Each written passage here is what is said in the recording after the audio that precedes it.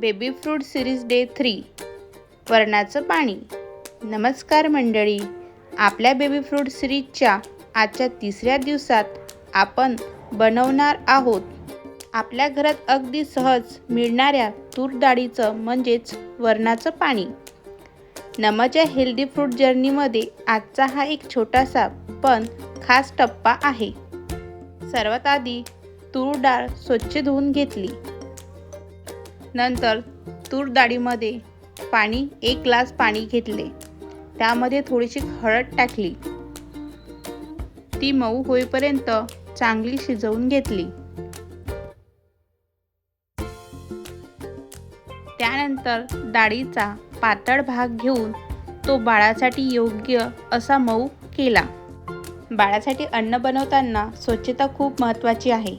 सुरुवातीला अगदी थोड्या प्रमाणात देऊन बाळाला ते आवडतं का आणि व्यवस्थित पचतं का ते पाहायचं। आणि हो, बाळासाठी मीठ, साखर आणि तिखट मसाला टाळायचा। आज नमने हे वरणाचं पाणी किती आवडीनं खाल्लं हे पाहून माझ्या चेहऱ्यावरचं हसू आलं।